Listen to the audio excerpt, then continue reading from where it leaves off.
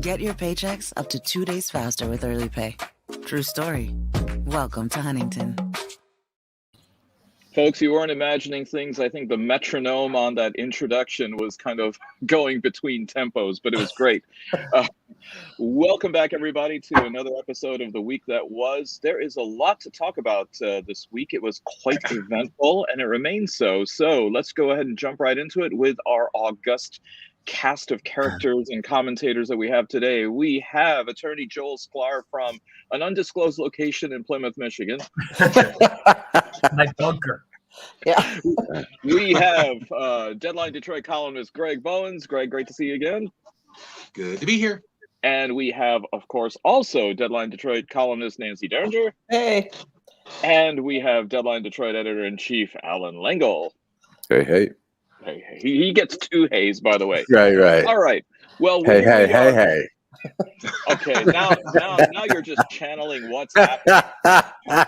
Jimmy Walker. Right. Hey, Raj. I'm gonna Jimmy blame Walker? I'm gonna blame No, this tangent that's on you. rerun. That's dynamite. Yeah. Rerun. We're talking about rerun. Yeah, so I'm going to blame this tangent on Allan. How many of you remember watching the episode of the Doobie Brothers on What's Happening with the bootleg concert? None of us. Wow. Sorry. Wow. Right here. You are Wow, a that pop culture professor today, huh? Dude, that was meaningful. In fact, I mean, my buddies and I wanted to go see the Doobie Brothers at Pine Knob just so that we could reenact that. Wait a minute. What's happening like a black cast sitcom? Yeah. Yes. With rerun. Yeah. And they were going to see Raj. the Doobie Brothers? So the Doobie Brothers actually, the ultimate plot yacht line. rock band. Well, the plot line Crossover episode. was that the Doobie Brothers actually had gone to their high school, and so they had come back to play a benefit concert, and somebody bamboozled innocent, naive Rerun into carrying a tape recorder, and this is one of those tape recorders that was like slung on his belt with basically a microphone, so it wasn't exactly the most subtle and furtive way of recording a concert. I see. Which of course is fascinating nowadays because everybody has iPhones and they have them up, recording and then posting to YouTube. So everyone can be like a deadhead. Content is cheap now, you know? I mean, I remember somewhere in my cassettes that I don't have the machinery to play anymore. I have the Black Album by Prince, which was like a great album. But you know, it was like getting it was like I felt like a Soviet, you know, getting, you know, Magnetizdat or Samizdat, you know, you have to meet some guy and give him some money and you get this, you know, this record, but it was great. So anyway, Greg, I give you the antithesis to pop culture with what Nancy was talking about with her Russian there. So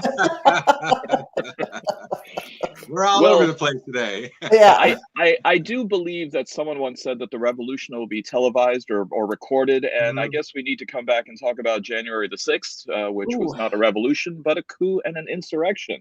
The January 6th hearings continue. I think next week is going to be the last one that is scheduled. But this week had the anatomy of a coup and the connection with various alt-right groups that were there, including Oath Keepers and the Proud Boys. Some of the testimony was quite gripping, but then there was also this cliffhanger that was provided by committee member, actually co-chair Liz Cheney, who said that apparently former President Trump had tried to contact one of the witnesses before they were going to be providing testimony, opening up the possibility of obstruction of justice. So how about a recap on the hearings? What came out that you thought was particularly spicy, and where do you think this is going? Well, I think everything's spicy. I mean, I think the committee's doing a great job. I'm learning stuff I never saw. They're putting together a compelling argument for Trump's, responsibility, complicity, perpetuating this. Everything's been spicy. I mean, I'm listening to the lawyers testify, and I'm a lawyer, and I can't stand lawyers, and my God, but they're wonderful. And Cipollone, I mean, hearing him speak publicly is amazing to me. And I think that, I'm wondering is the page slowly being turned from Trump now that he's not intimidating every possible witness? Is the strength maybe diminishing somewhat? So I've just been wrapped by this whole thing. It's fascinating and really, really, really well done. Yeah, I was just going to say it's going to be really hard to top Cassidy Hutchinson just because her, this is a little bit of a come down from her testimony because that was so compelling. This beautiful young woman, calmly describing these batshit insane events. But I agree with Joel that the one thing I think, even if this doesn't change a single mind about Trump, I really hope that the structure and presentation of this evidence in these hearings kind of resets the bar for congressional hearings. There was I've mentioned a couple times since these started that Nolan Finley in the Detroit News sneered at the idea of them having a professional, a Hollywood producer kind of helping them with their, with their timelines and with their, their presentation essentially. But there's nothing wrong with that. And if it helps people who are, have pretty much every American alive today has grown up saturated in a media environment, is accustomed to storytelling on a screen as opposed to on a page. If it changes the way we present this information, or we even hold routine congressional hearings, I'm all for it. I mean, I don't think it needs to get completely razzle-dazzle, but they're telling a story. They are telling a compelling story, and they're telling it in a way that, is like building blocks. Here's the Justice Department. Here's the, here's what happened to the election workers. Here's, the overview, blah, blah, blah. And, and in a way that even a person who doesn't pay close attention to the news like, all of us do, can really understand. So, I mean, I thought that was really... They're sourcing everything. It's like reading almost a brief where the record is cited, and they're doing that in real time. They're saying, here's what happened, here's the witness or witnesses who say it. I think it's just a really nice way of presenting a story because it's sourced, it's credible, it's supported, it's contemporaneous. They brought a lot of stuff to life. And the other thing I want to add real quick before let somebody else talk is the cliffhanger that has been in every episode or every hearing, the last 5, because it teaches you don't turn this thing off because you're going to hear some good stuff in the last 5 minutes, usually from Liz Cheney. I think that's a brilliant device, and that's straight out of serial television. So was that a Freudian slip there, Nancy, by calling it an episode? Well, it is. It's. I think for you, what's missing and what we need is the people in a boxing match who come around and tell you what round it is with the placard. I think that would be the only the thing. Ring girls, The ring girls. There we go. Allan. I was going to say, you talk about all I'll make it quick. We'll get to Greg. The presentation, news is entertainment. People watch I watch the nightly news. I try to watch it 6:30. It is such an amazing, great package, educational. People sit down and read the newspaper or on their computer read the newspaper. It's not work to them. They love to consume news. There's a form of entertainment to news, and it doesn't make it bad that it's done with a good presentation to it. 60 Minutes is amazingly educational, but it's so entertaining. And so this is just another form of entertainment to present something really compelling and important. So, well, along those lines. Oh, go ahead, Saeed. No, I was going to say, I like the mixture between the daytime and the prime time. It reminds me when the World Series actually had some variety and you could watch a day game. So, Greg.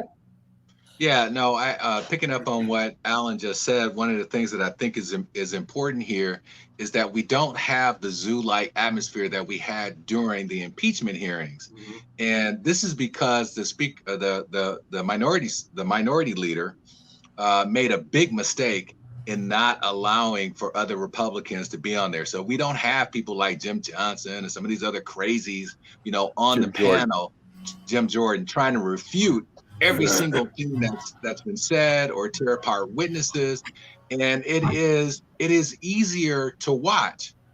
And so they made a huge mistake, I think, to the benefit to all of us rational people out there who want to hear the facts as opposed to looking at a hearing, which is what they've been. Remember the Trump impeachment hearings and how crazy they were, even when we were presented with, calm and riveting testimony by people about what occurred with him trying to, trade Ukraine's safety for a favor, for example. And so, maybe this is a lesson to, future speakers to limit the participation by the opposing party in order to have a serious hearing. The regular hearings are still going on with the little committees and stuff like that that are doing things. And those antics are still occurring. I have no doubt. But at the same time, what we are presented with is what allows for Nancy and the rest of us to be able to watch without pulling out our hair and going like, this is just, another TV reality show. It's a farce. But what the really with all this kind of commentary, all this going on, how can we forget about Hunter Biden and Nancy Pelosi's husband getting a DUI?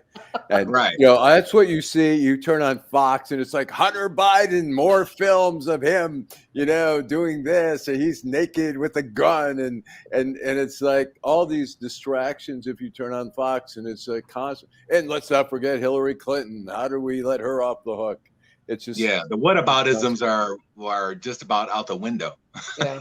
Well, I mean, you've got Hunter topless versus Putin topless, so that's a big contest going on there on Fox. Well, there were a couple of things that were happening simultaneously, and Greg, I'm glad you raised this because in the Senate side, there was a testimony that was being given by a law professor, and Senator Josh Hawley was trying his best to go ahead and get snippets for his fundraising, it seems, and for his campaigns by trying to harangue her and pin her down on a definition of marriage, or I'm sorry, a definition of a woman. And so I think that the point that you're making is really valid about making the contrast between what is seen as mature and, I'm sad to say, what used to be the status quo in Congress. There were two major developments, I think, moving forward. One is a very public proclamation that the committee was sending documents to the Department of Justice, that the Department of Justice was requesting those. And then also this other really interesting speculative scenario that given what Trump now has been shown to have known, the prospect of him being indicted for involuntary manslaughter for the death of the young woman who was trying to storm through into Ashley Babbitt, thank you, into a protected area. So where do we see those going? Nowhere. Really, I think that's a stretch. Nowhere. We still got a show here, Nancy. It's a creative. I'll get the opposing view. I think there's so. I think it's hard not to charge Trump with something at this point. I mean, the evidence has been overwhelming. The conspiracy to commit sedition and do all these god awful things that disrupt the process. I mean, any intellectually honest prosecutor, and I assume Garlic Marin is one, is going to do this. I mean, I don't know how you turn a blind eye to the most seditious act that. No, I agree. Time and God knows how long. I agree with you, Joel. He's going to be charged with something. My nothing was about involuntary manslaughter. That I don't think is going to happen. I think Barb McQuaid raised that, and it's a creative form of charging, but it would be really tough to convict the former president of the United States of involuntary manslaughter, and also, the intimidating the witness. I mean, short of him not even leaving a voicemail saying, "Hey, I know you're testifying. You need to get back to me. I need to talk to you." Just calling and seeing the phone call isn't going to be enough. I think they're just sort of saying, "Hey, we're watching you. Back off. Don't try that again." No. But I don't see it'd be impossible to get a conviction in federal court on witness intimidation. Unless there's more information that we don't know about. Right. Maybe, God knows, maybe there was a message. Right. Trump, doesn't have the greatest discretion. Huh. So, No, No. he thinks Yeah. Well, maybe he left a perfect message. It was a perfect message. yeah. Yeah, I love Barb McQuaid. She's just amazing. She's to me, she's been more amazing outside the confines of having to be the U.S. attorney for the Eastern District, because she seems a lot freer. And I think her idea of holding Trump accountable, vis-a-vis manslaughter was interesting from the perspective that you could get the D.C. Prosecuting attorney to bring those charges as opposed to, getting the Justice Department to do it. And from even though it still falls under the federal thing, but it makes it local. It makes it a local crime on a national stage because it happened in their city. And so, it started on the streets of Washington, D.C. and then went into the Capitol. And I know right now there's a primary going on to elect a new prosecutor there in D.C. And I'm surprised that this has not become a campaign issue there. I mean, I know it just came out, but if I wanted to get elected, if I lived in D.C. and somebody said, elect me, I will bring Trump to justice under D.C. municipal law, I'd be like, that guy's got my vote, or that woman has my vote, It's like coming to Detroit and starting a riot. Could the president be held accountable if he had done that here? And I don't know. I don't know enough about DC and the lines that are drawn between federal property within the city of Washington and public streets. And I would think that when it's one thing to march through a public street in Washington D.C., but when you step onto the grounds of the Capitol, I think then it becomes a federal matter. Maybe Lengel, having lived in D.C. for a while, could. I think it's probably a fine line there. If somebody was shot in front of the Capitol, could they be charged locally in Superior Court there? I would think yes, but I think it would be a choice who could do a better job of prosecuting at that point. The U.S. Attorney's Office has which is federal. They prosecute local crimes, so they can handle a homicide. They do homicides, and then they do federal law as well. The Attorney General also may have some jurisdiction there. As you say, it would be more local, but really it's local and federal in the U.S. Attorney's Office. They do both. So yeah, I don't know. It's a good question, though. Yeah. Well, I'm wondering about what Trump's alibi is going to be in the almost Vince Foster-esque intrigue of his former wife, Ivana Trump. He never knew her. Dying. Third-rate wife. Right before barely recognize her. Right before her kids and the Donald were supposed to testify or give a sworn deposition in a New York case. Well, it's pretty clear they sent Don Jr. over. They said we need to find a way to delay our depositions. So, the Donald tells him, Donald Jr., why don't you head over there and go visit mom? Wink, wink. Just a conspiracy theory, that I hope to see on Fox News. Well, maybe that's probably floating around on QAnon now, Absolutely. Or it's the Democrats who killed her, not anybody associated with the Republicans. Yeah. Or maybe somebody should put it out there. I think the simplest explanation, as Occam's razor would say, is that they asked her to reenact the scene of Joan Collins falling down the steps in Dynasty. But I know I'm still stuck in 70s television. More here. Pop culture there. I think it's like I don't know what time she was found, but I know that ladies, idle ladies who don't really have jobs and are wake up and their first question that they ask themselves is, where am I going to have lunch today? I think day drinking is not unheard of among, and when you're 73, your tolerance for day drinking drops, your balance, even stone cold sober, drops. And as a friend of mine pointed out, she's had a lot of botulism toxin injected in the area around her face. So God only knows what it was. I hate to laugh, but it's hard. We're all supposed to be respectful of the dead, but this is a woman who brought 3 monsters into the world and, let somebody else do that, carry that water. I guess we need a ruling here. Joel, Allan, Schadenfreude is not Yiddish, right? No, it's German. No, German. It's German. pure German. Yeah. But Okay. it could be Yiddish. But it is a great word, though. You Yeah. know, Oh, sure, that it's is a great word. wonderful Yeah. And by the way, I'm keeping track. Last 2 weeks, there's been no Yiddish. So No, you yeah, guys that's a can be worried. shanda. That's a Yes, shanda. it is a shanda. There we go. And we're back.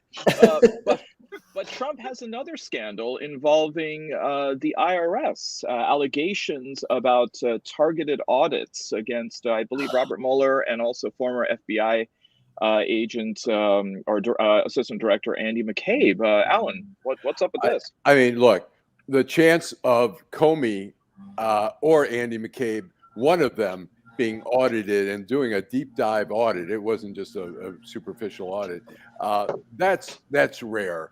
But the fact that two of them were both audited, that's no coincidence. That is criminal. I mean, look, it's happened in previous administrations where people have raised questions about why they were audited for political, reasons or whatever. So it's not totally an aberration there, but this is really not even close to being a coincidence. I mean, it's just criminal. Yeah.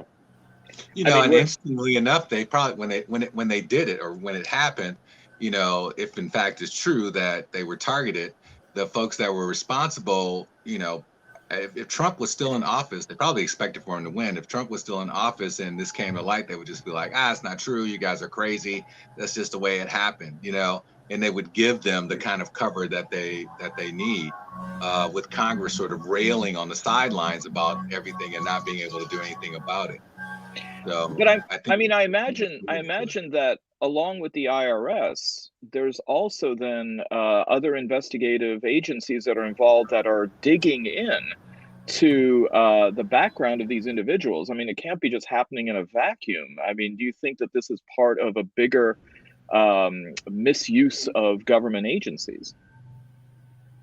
Oh, no doubt. Who doesn't believe that Trump and those guys would misuse the government agencies? I mean, for God's sakes, they were redirecting military flights to Trump properties overseas so that they could get money from it. Yeah, I was going to say that's a no-brainer, I think. And there's a pattern of retaliatory action, by Trump and his cohorts and the Republicans. So the U.S. government under Trump, that was just another big business of his. It was. It wasn't like, this might be improper, or this is the taxpayer money or whatever. It's like, this is my business here. I own the planes. I own the military. I own this. Yeah. So there are no boundaries there. No.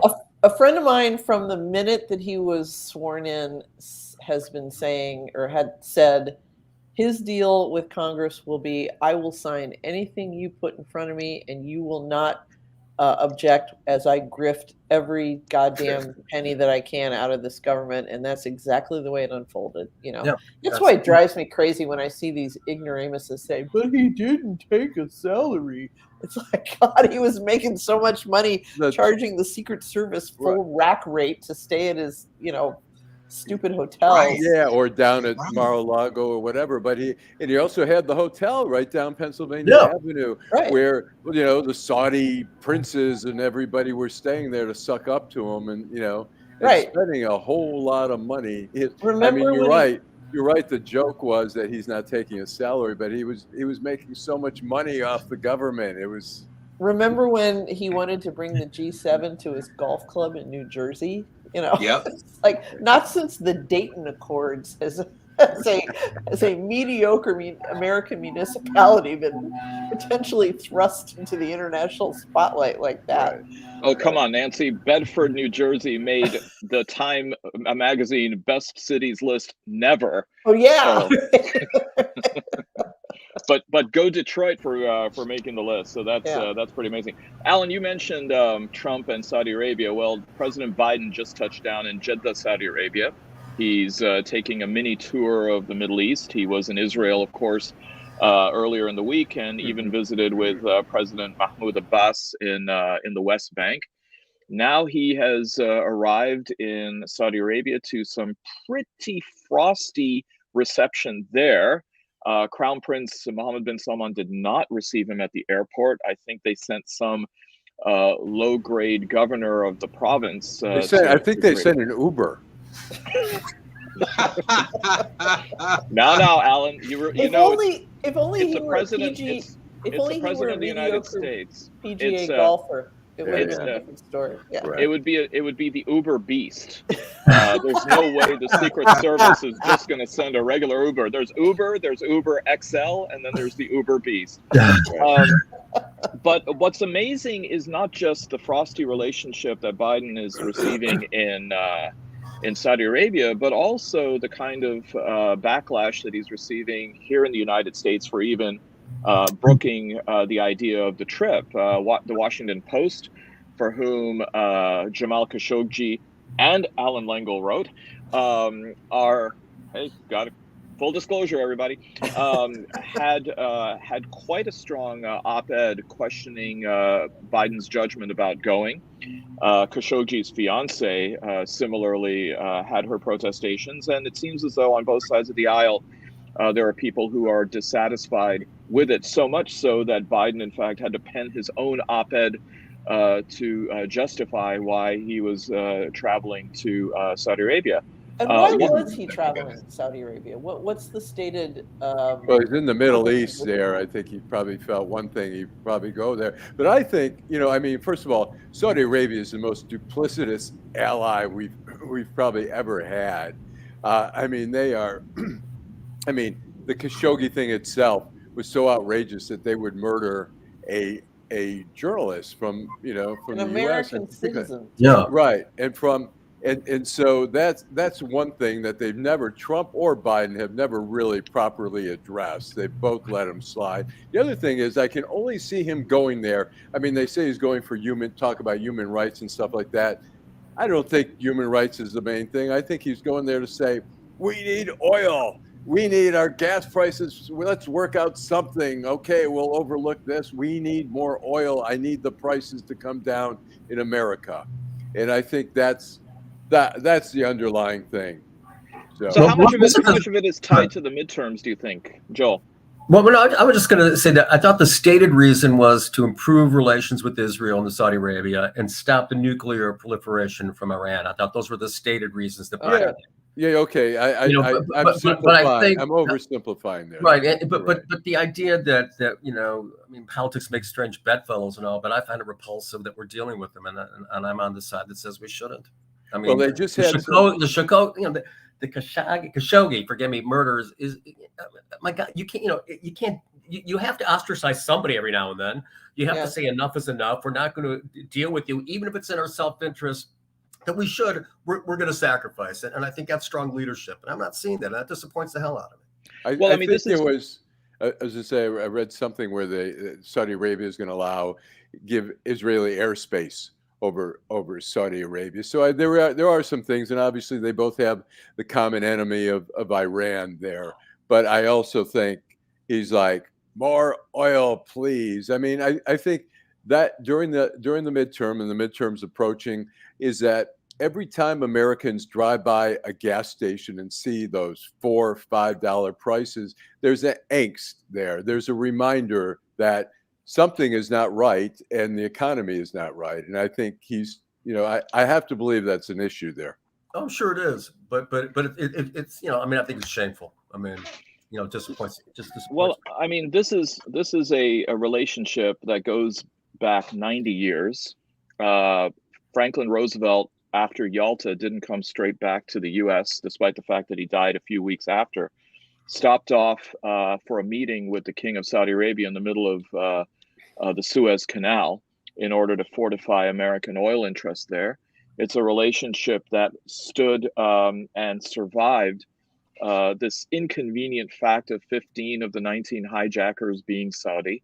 Mm-hmm. And almost certainly the ferrying out of Saudi nationals at a time when there were no other contrails in the sky above the United States because the airspace had been closed. So it would be difficult to then imagine that Khashoggi's murder, I mean, as egregious as it was, would then elicit anything that would break the relationship. Was Biden just over his skis then when he came out as publicly in rebuking MBS as he did and calling him a pariah?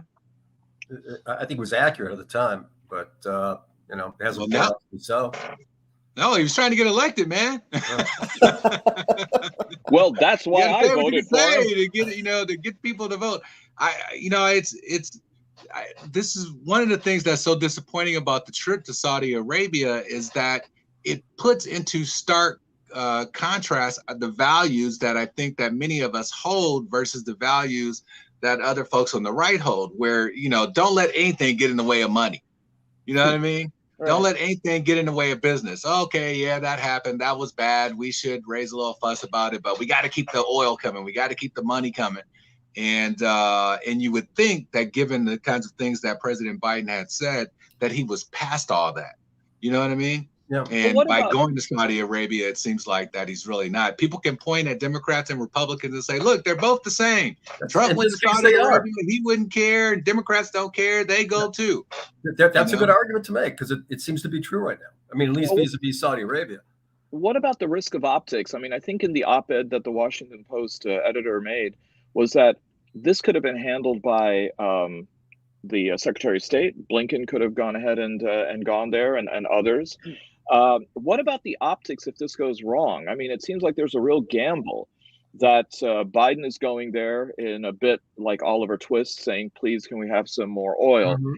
And what if he gets snubbed by MBS? What if MBS says, yeah, you know what, we're good. We don't need to do that. We still remember when you threw Mubarak under the bus and you kind of shifted away from protecting despots. It seems as though Biden has an awful lot. Won't somebody think of the despots? CPAC is going to Saudi Arabia next. I don't know. I think we should all join in a chorus of "Save the Despots," shouldn't we? But I mean, I don't know. I'm a bit bewildered by the political implications of this. I think if there was going to be something about oil, he could have done so with other members of his cabinet doing the deal, and then the exposure wouldn't be bad. Or is it that he got signals that the Saudis would only talk to him, and it had to be at that high level? I don't know. Well, I don't either. Unfortunately, my sources in the State Department are kind of thin on the ground these days. So I can't answer that. I mean, politically, he's got to look like he's doing everything he can to bring relief to the gas pump and addressing inflation. And so even if he comes back with nothing, at least he'll be able to say, look, I went to talk to the Saudis about what they're doing, and they are attacking the U.S. or something to that effect, to try and show that he is trying to do all that he can, to alleviate this stuff. The whole thing, I mean, the Middle East is so many different parts. I mean, he went to Israel, he went to the West Bank, met with people there. I mean, there is a Middle East policy which has really gone, not very far. It doesn't seem to be much of one, what's going on at the moment. But so I think he's, it in some ways looks good that he's going to the Middle East, but not so much that he's going to Saudi Arabia. Like you say, he could have sent a surrogate to Saudi Arabia to try to, it's not horrible to talk to our enemies, and it's good to try to flip our enemies into more of allies, but it's not a good look for him to be. And they're saying, it'll be a big victory if he's seen hugging, the Saudi crown prince. Correct. Who's just evil, psychotic, or crazy man, like so many like Putin and all these other guys are just heartless. Diplomacy's hard. Yeah, and I think you're all discounting the fact that Dennis Rodman was busy and couldn't make the trip. So well, here's something for you there, Saeed, Professor. He goes on the day that it's noted that the Rosetta Stone was found in the Middle East. So this could be, I don't know, there could be something celebration about this whole thing. You know what I mean? Unravel the mystery. Well, I mean, especially if you tie Ivana Trump's untimely demise into that, or maybe timely demise. We just don't know. Too convenient. My God, Jim, I'm not a doctor. I'm just a professor. For God's sakes, Jim, I'm not a diplomat. I'm a doctor. There you go. So we have a little bit of news more close to home. The historic Detroit Club is subject to a lawsuit for discrimination. Seems as though there were issues of alleged mistreatment of Black guests. One couple purported to be called street rats. And it seems as though this may not be the first time that this has happened. I mean, a storied institution like the Detroit Club having these kinds of issues. Nancy's cringing at this. Well, I'm a little cringy because I don't know enough right now about, you called it a storied club, and I was under the impression that the Detroit Club had fallen on some fairly hard times in recent years. And I meant storied that it's not it's not a single floor building. It's the Detroit Club was a very, very exclusive, and I don't know if Greg was there when the Detroit News, we used to go over there sometimes, like if we won a big award or something. I mean, it was a very, very old traditional club. It closed, and then it was privately bought by some guy who's tried to turn into a club, but making it more open, really, that anyone can walk in. It's not like I was just going to say it's not like the DAC. It's not like the DAC where you can just walk in and say, "Hey." Well, which when I first read the story, I did a double take because I thought for sure it was the DAC that was being sued. But then I remembered they hired their first executive Black chef. Well, the DAC way past any kind of like prejudice and the DAC, it still bugs me. But what are you gonna do? The DAC, I wrote a column, I don't know how many years ago now. They have in the dining hall these little swastika tiles, and they were put in 19. Nancy's like, okay, Nancy, when your parents are Holocaust survivors, maybe you'll have a little more sensitivity. Nancy. It's funny because I have seen that swastika pattern woven into a carpet in the Indianapolis Athletic Club. It's some kind of decorative thing that the Nazis adopted and screwed and tainted forever. Well, I'll tell you that it was put in 1915. Albert Kahn designed the building. It was a ceramicist from New Jersey, a German guy who put it in 1915. It wasn't until 1920 that the Nazis co-opted that as their sign or whatever. And people, and when I talked to the club, they'd be like, well, it's a good luck symbol. And I was like, well, it wasn't such good luck for the Jews. But it just bothers me. In a historic building, I don't expect them to root that kind of stuff out. I just don't. I mean, it probably cost like $20 to pop that thing out and put something else in there. Replace it with the Black Power fist if it's no big deal, Okay, well, whatever. But a tiger logo. I guess I think it's outrageous that it's still there. I mean, it's a symbol that is offensive, and some people say, well, the angle is just a little different. But if you show anyone, that's a swastika. And then people go, no. Well, the Indian thing is at a little different angle and stuff like that. You can boycott the Detroit Athletic Club. Well, that explains, Nancy, why it was in Indianapolis. I mean, no, I was, I noticed. But it, I mean, we're talking. And somebody with the club said it's, it predates the Nazis. They told me the whole story about the swastika, and it was like, okay, I'm not Jewish. I can, maybe I should be put myself. But I'll tell you, just as a Jew, when just growing up, even going to the bathroom in a stall where there's graffiti and people did swastikas in there, to me, it was the equivalent of walking in. And if you were to see the N-word there, if you were Black and saw the N-word, it like jumps at you. It's visceral. It's visceral. All right. Okay. Exactly. I'll give you that. Back to the Detroit Club. These things are all related in that you still have these exclusive clubs that exist for the sole purpose of excluding everybody else. I mean, these are supposed to be places where we can go and get business done without being interrupted by the peasants. But is the Detroit Club exclusive? That's the view. I mean, that's my question. It's not as exclusive. I mean, it's more of an open club. I mean, they try to have it as a club, but these guys bought it. They try to turn it in like cigar bar and all that kind of stuff. It's the poor man's DAC, essentially. Yeah. It's like anybody can walk. You and I could walk into the bar any day. And I mean, I went on their website yesterday because I remember the story, but when you said private club, I was like, what private club? Anyway, And Well, I got the impression it was kind of like their initiation fee is only like $3,500. There's the monthly membership is under $2. I would be shocked if the DAC is anywhere. You have to wear a jacket. Is there a dress code? You got to wear the. There's supposedly a dress code, and that's where some of this dispute came from. That there's no denim after a particular hour, and of course not. How dare you? Yeah, there was a couple. Well, the caucus club has a little thing that you can't, wear certain things. You can't wear a hat. I don't think you wear a sweatsuit. The caucus club is a restaurant. It's not yes. a club. No, I'm saying, but even that. Which we used to fondly refer to as the Caucasian Club. So.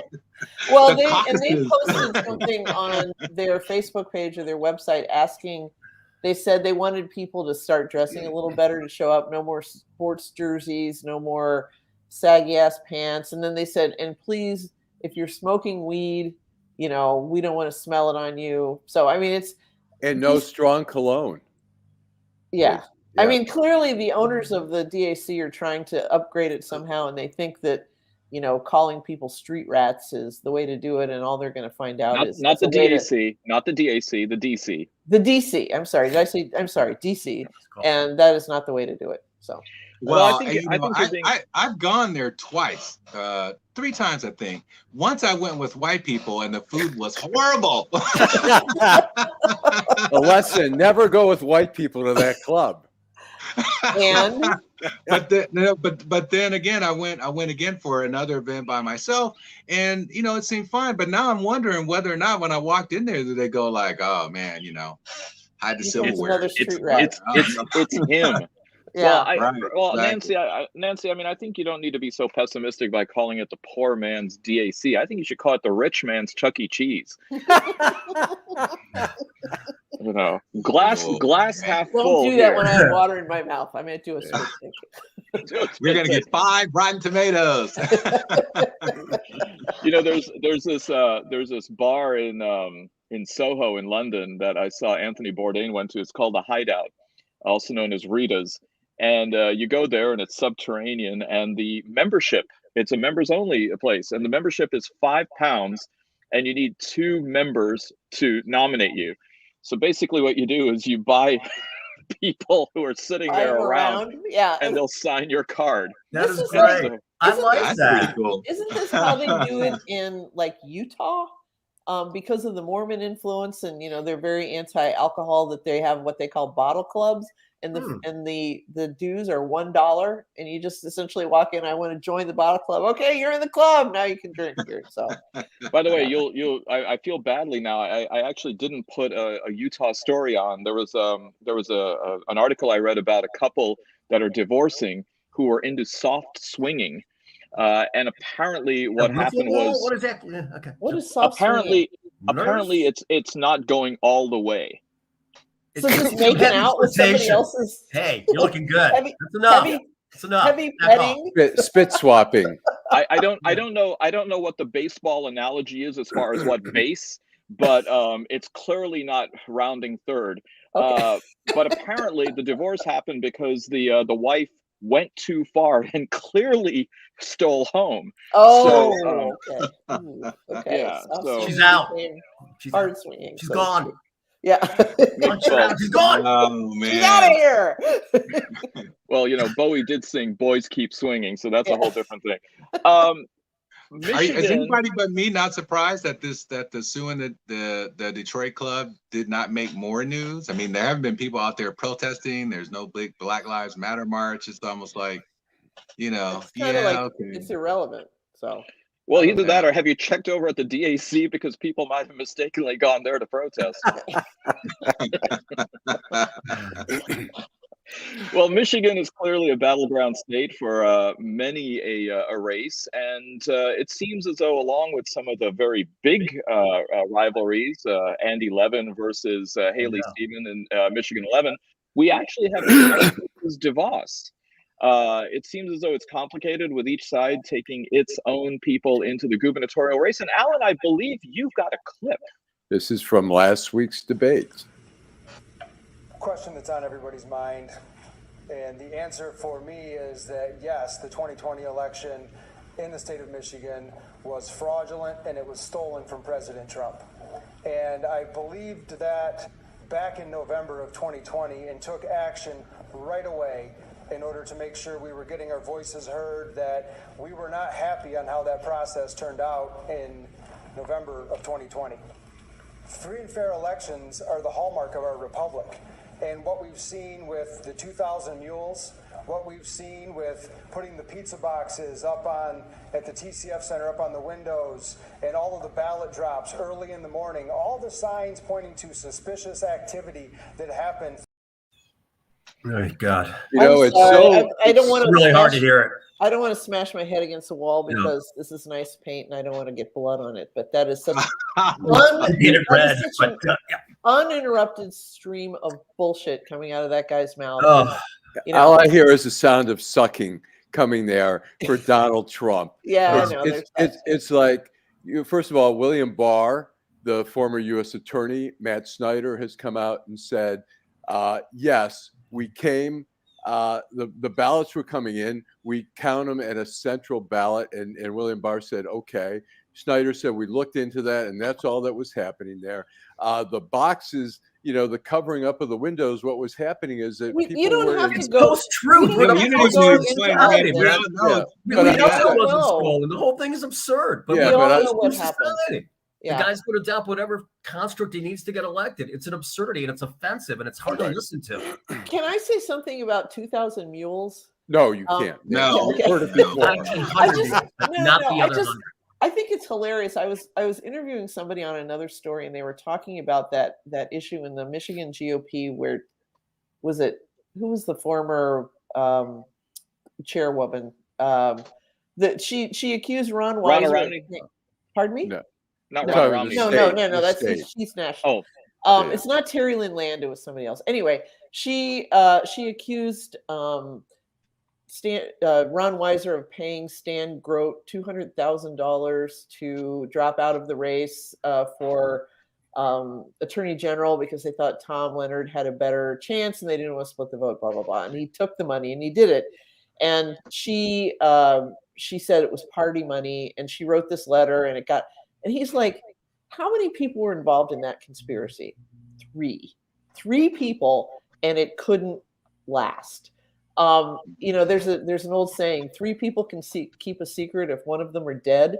And we are supposed to believe that there were 2,000 people involved in this scheme to stuff the ballot boxes or drive past them or whatever. And that somehow not one of them has come forward and said, you guys paid me like $1,000 to do this, but it seems like a stolen election. I ought to get a little bit more than that, or else I'm going to the media. This kind of thing. The 2,000 mules, the people that were supposedly the ballot mules, could keep this secret for more than 2 years now, is just so freaking ridiculous. It beggars belief, but that's all. Well, when you consider there are still people out there who think we never went to the moon, or that the earth is flat. Not so much. Jesus, I know. But imagine if we applied their thinking to the other situations that we followed, like Flint. Oh, Flint never happened. It was all staged. The water wasn't poisoned. It happened. Crisis actors. It's just it's insane, and some of these people really belong in the cuckoo house. Yep. Maybe they're the argument for reopening it. I'm sure when Engler closed down all of the mental health facilities, he didn't imagine that it would turn on the Republican Party, and the Republican Party would become the new home for the crazies. Right? That's exactly it. And to George Curtin, our commenter, who said moron or liar or both, I think the answer is both. But, we keep saying every episode we have to ask the question as to whether or not these people really know that they're lying and they're just playing to the crowd. And that's a valid question. What these guys doing. These guys know that that's not true, and they don't care. He's pandering to Trump. I mean, the candidates are pandering to Trump. Well, he is, and so is Rinke. I mean, both of them, both of them accusing Betsy DeVos of being a rhino and her support for Tudor Dixon. I mean, that's I need two swirling fingers. But you know what? With one will Rinky, not do. with Rinky, the question really is, he's been running those commercials, but the question really is there a dead person running for governor? Well, and to Rinky's thing, when he started running those ads, I was like, oh, here's the car salesman. He's putting some goofy up on TV to get you to remember to come by his lot. And that was with the dead people thing too. And when he was questioned about it, that's what he said. Oh, it's just kind of, all in jest. I just want people to pay attention. At the same time, he's exploiting people's fears. Right. And perpetuating. It's, when I worked for Bridge Magazine, we had this feature called Truth Squad, and it was supposed to be a fact check of political ads. And the deeper we got into it, the more it became evident that you didn't have to do that anymore, because the old ads would lie.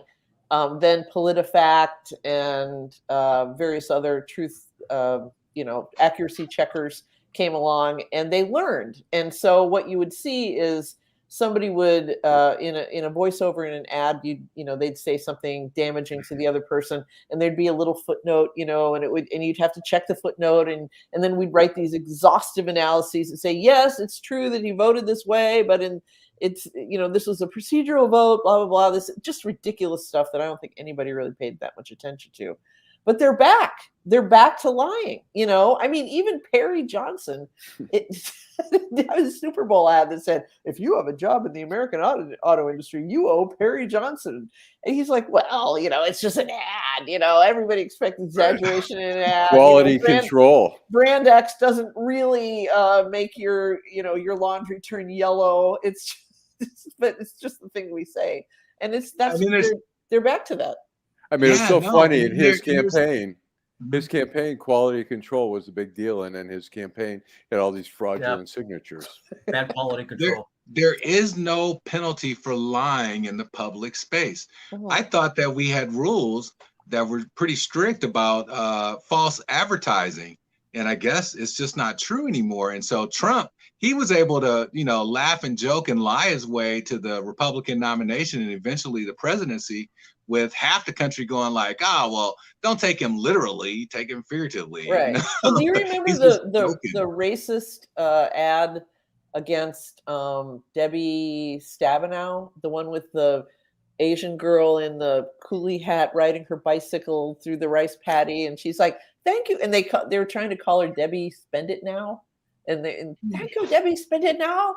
Your economy get very bad. Our economy get very good. I fact checked that ad. There was not a single untrue fact in that, but it was all in the spin and the packaging and how it was, how it was presented. It was. You can use facts to lie.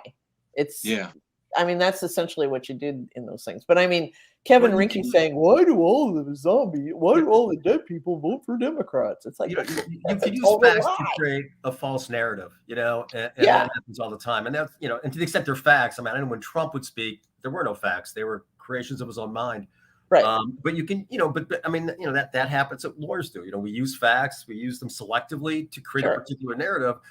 I think, at least I hope, that lawyers are, we're bound, we're a little bit more honest, although God only knows. But what we're seeing is absolutely terrifying, and again, this has been my mantra, is that this is the decay of democracy, is when we're no longer a people that can digest information, figure what's true, what's not true, and make, wise, informed choices. That's the whole premise of democracy. Right. And it seems to be going away. Right. And that is, and again, the ability to lie freely, not give a shit, is a real significant manifestation of a really bad symptom, man. And Kevin Rinke stands up at a debate and says that, states are considering legislation that will allow abortion up to 28 days after the birth of a child, right? Mm-hmm. Which is it's a rough one. That is a guy who gets his information, who reads the Gateway Pundit every morning, and that's where he gets his news, or Breitbart, or the Daily Wire, or some crap like that. I mean, that is absolute bullshit, and he just spreads it out there, and nobody says you're wrong. Yeah, people think that there are no real consequences for this, but of course there are real consequences of this. When you try and diminish people's ability to have a shared truth and depend on facts when they do everything from, invest or buy a house or get a doctor's opinion or whatever it is. If you can no longer suss out the truth and stand on facts, then this can have real harm. And we saw this thing with the 10-year-old girl who was impregnated and went to get an abortion in Indiana from Ohio, and you got all these Republicans running around saying that's not true, and Tucker Carlson saying it's a fabrication. And meanwhile, you have a real live child who has been impacted, their family, and all this stuff. And it's just unbelievable. It's Donald Trump has successfully over the short time that he's lorded over the country, has successfully devalued the currency of truth to the point where people just didn't care anymore. You'd say Donald Trump's a liar, and they'd be like, "So what? He's not as bad as Hillary. He makes me feel good. Those lies make me feel good." What about Nancy Pelosi, Adam Schiff? They don't care anymore. And so, it just shows through the campaigning that's going on now. Even people don't care about the truth anymore. But they don't value it. But it's like 1,000, death by 1,000 paper cuts. Every time we do this, we chip away at the fundamentals of democracy, where we agree on certain facts, where we can stipulate these things are so, let's see how we can work them out. When you get beyond that, I don't know how democracy works. That's why I don't think it is working. And I think we're just, again, I'm real pessimistic, man. I'm sorry, but I think the proximity of Trump's Art of the Deal being published and the Dallas Dream season should not be discounted as far as the erosion of public confidence in reality and the truth. But that's just me, the pop culture guy, Greg. So yes, you are a wonderful pop culture historian. I imagine this little Pakistani British boy growing up in Lapeer, Michigan, just hiding in his Star Wars and his I love Star Wars. I know, but in his pop culture and just becoming this encyclopedia. So well, I think Nancy's looking for whatever was my equivalent of the Bible and guns. What I was clinging to, and yes, damn it was Star Wars and it was Dallas. I had a lightsaber, not a double-barreled shotgun. Well, we were all kids trying to go on the hero's journey. We all wanted to feel special, There you go.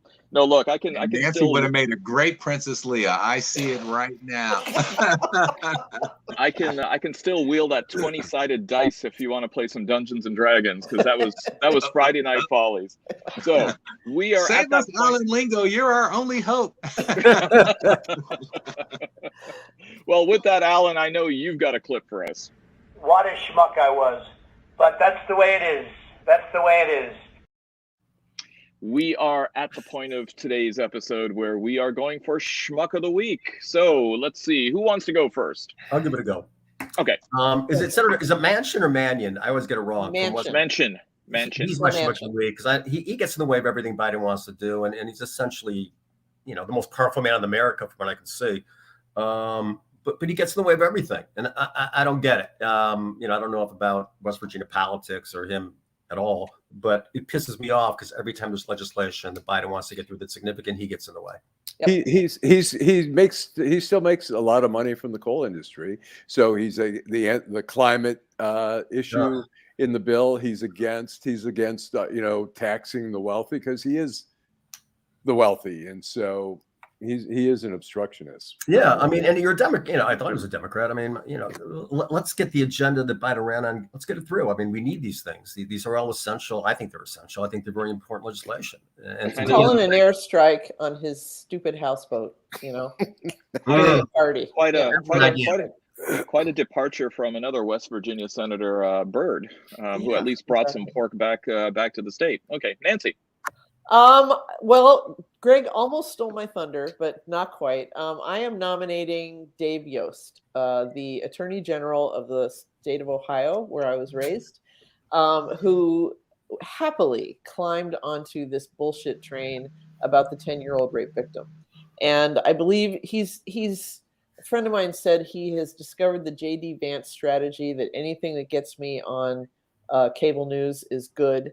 And so even though he's allegedly a moderate Republican, he was happy to call the story of the 10-year-old rape victim in Columbus a likely fabrication because there's not a damn scintilla of evidence that this happened. And it was only a day later that the man who allegedly raped this girl and impregnated her was arrested and arraigned in a Columbus courtroom.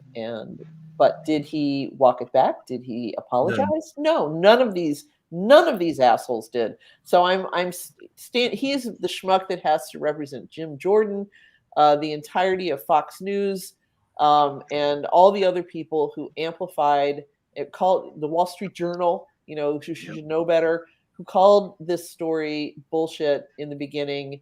They did not walk it back one bit, and they are all schmucks, but Dave Yost is the chief schmuck. He used to be a newspaper reporter when I was working in Columbus. Really? And he went by his full facts name. Don't matter. David. Yeah, exactly. Terrible. Yeah, Terrible. A guy who should know the importance of facts just abandoned it. Terrible. Now he's trying to own the story because the suspect is an undocumented immigrant. Yes, and that was the immediate pivot was, it was an undocumented, it was an illegal alien, who did this. That's the real story here. Not that we called this whole story crap. So, right. Yeah, so that's him. Dave Yost. Greg. Yeah, I'm with Nancy. I'm seconding that. Dave Yost, Schmuck of the Week, my Schmuck of the Week, for poster child, ironically, of the idiots who have weaponized the misfortune of this 10-year-old girl and her family. It is outrageous. It's beyond the pale. Yeah. And he should pay a price for that. They all should. It just shows how ridiculous things have become. And if we can't have sympathy for what's going on and face the truth, a reality. This happened. If you want a separate schmuck from that, you can add this guy named James Bopp, who lives in Indiana, who came out and said, well, under the model legislation that he's trying to get passed, post Roe v. Wade's overturning, she would be forced to carry that child. A 10-year-old.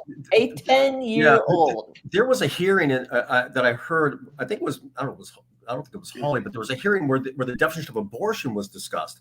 And there was a woman from the right who said that because the 10-year-old girl was raped, it wasn't an abortion. Yeah, right? This is the Orwellian. And you have, there's a medical professional or whatever it is, somebody from disinformation who said, well, it's a medical procedure. That's what an abortion is. But the ability to now change medical definitions that are not in any way ambiguous or not even controversial. It's just it's a medical procedure to deny it's an abortion. Yeah. It's just like your brain wants to explode. It's like, there's no reconciliation with this, and it's just maddening to hear. But this is exactly why there is not going to be a red wave. It's not going to happen here in Michigan. I promise you, I guarantee it happened in Michigan. Reasonable people can look at these situations and go, what the hell is wrong with them? But are they even looking at the situations? That's the problem. You can't escape the story of the 10-year-old. This is a side channel of the train of, or the river of thinking that says oral sex is not cheating because it's not sex. Oral sex isn't sex. It's just like wait a second. No, it's not sex. I didn't cheat. I am the beholder. Yeah. So anyway, Allan, who's your? It's all about love. If you're having, do you love the one you're with? Love? Do you betray the love that you have? I mean, these people get in marriages of convenience. Is it? Is what's worse? I'm trying to. No. All right. Go ahead. I'm going to go with Ryan Kelly. I mean, we saw that clip, and it's just so shameful. I mean, it's been disproven. The Attorney General of the United States said it was BS.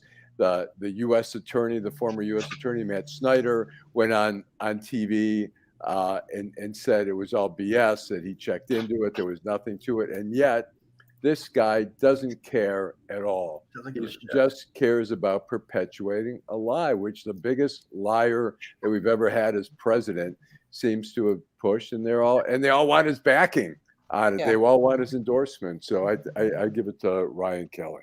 Good one. Okay. All right. Well, I'm going to go ahead and continue the theme of Nancy and Greg by making my schmuck of the week Indiana's Attorney General, Todd Rokita. He's a dick. Yeah. The reason being is because the 10-year-old rape victim, who, by the way, whose mother is defending the suspect, so a little bit more crazy town there. You really don't know the guy. And once you get to know him, I love it. He loves my kids, and he gets along great with. He takes out the garbage every week. So the victim, of course, was treated by a doctor in Indiana, and now Rokita, the Attorney General, is gathering evidence to see whether to prosecute and charge the doctor for performing an illegal abortion. Yeah. So there we go. We're going to go ahead and have the stormtroopers out. Yes. Trying to get everybody on this. While on the other side of the world, or the country, in Texas, a woman who got ticketed for driving in the high occupancy vehicle lane is now contesting it, saying she's pregnant, and as a result, her fetus makes it so that she has a quorum for more people. Which is actually an improvement, because most people in Texas, in order to circumvent that, they just have an inflatable sex doll riding shotgun. That lady's got ovaries. You know, she's brave, and I hope she prevails in this. Chutzpah. Actually, yeah. I think in Texas they call those horns. Yeah. Anyway, I mean, well, let's think about it. I mean, if she's really raising the question as to whether or not you really truly believe a fetus to be a person, right? I mean, that's the core of the argument. And so, could that question be finally settled over a traffic ticket? In Texas, I mean, it has huge implications. Yeah. Well, not with the current Supreme Court. So it'll be interesting to see the gymnastics that they put, because in Texas, it'll go from the federal court to the Fifth Circuit in New Orleans, which has its own issues, and then possibly up to Washington. A cell is a cell to me, you know, but don't count your cells until they're born. On that note, thank you so much, Greg Bowens, Joel Sklar, Nancy Derringer, and of course, Allan Lengel with the final word. Drive home safely. Thanks, everybody, for being on. Have a great weekend. Always.